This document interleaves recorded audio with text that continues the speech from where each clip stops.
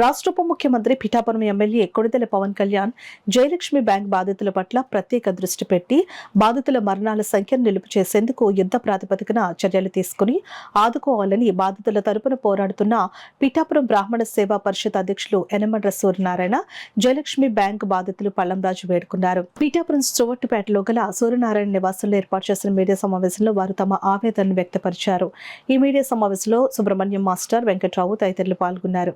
జయలక్ష్మి బాధితులకి వారు చేయగలిగేటువంటి సహాయ సహకారాలు యుద్ధ ప్రాతిపదికన చేయాలని చెప్పనేసని పిఠాపురం నియోజకవర్గ పరంగా కోరుకుంటున్నాం. తర్వాత గతంలో ఆయనకి గొల్లపురంలో మేము చెప్పినప్పటి నుంచి కూడా ఆయన అనేక సందర్భాల్లో ఈ బాధితుల పట్ల మన కాకినాడ పంతం నానాజీ గారు అయితేనేంటి, మన కొండబాబు గారు అయితేనేంటి, తర్వాత ఈ ఎమ్మెల్యేలు బలరామకృష్ణ గారు అయితేనేంటి, వారి పరిధిలో ఉన్నటువంటి జయలక్ష్మి బాధితులు అందరి గురించి కూడా మొన్న జరిగినటువంటి సెషన్స్లో కూడా దీని మీద డిస్కషన్ చేశారని చెప్పని తెలిసింది. వారందరికీ కూడా మా హృదయపూర్వక నమస్కారాలు తెలియజేసుకుంటున్నాం.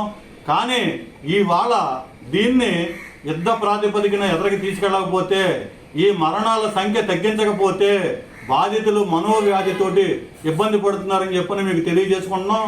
దయచేసి వీరి మీద ఒక కాకినాడలో ఒక పెద్ద సెమినార్ ఒకటి కండక్ట్ చేసి మన పవన్ కళ్యాణ్ గారు దీని మీద దృష్టి పెట్టి ఒక భరోసా ఆయనగా ఇవ్వాలని చెప్పనేసని మేము పిఠాపురం నియోజకవర్గం నుంచి ఆయన అభ్యర్థిస్తున్నాం. ఆల్రెడీ 3 సంవత్సరాలు అవుతోంది.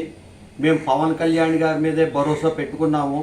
పవన్ కళ్యాణ్ గారికి డిప్యూటీ సీఎం అయినందుకు ధన్యవాదములు. కానీ ఈ జయలక్ష్మి సొసైటీల్లో డిపాజిట్ చేసిన వాళ్ళు చాలామంది మరణిస్తున్నారు, మందులకు కూడా డబ్బులు లేకుండా.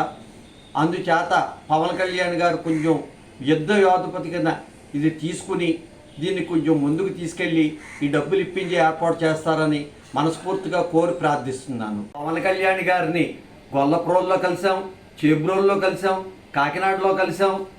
కానీ ఆయన యుద్ధ ప్రాతిపదికని ఇది కొంచెం ముందుకు తీసుకెళ్తారని మనస్ఫూర్తిగా కోరుకుంటూ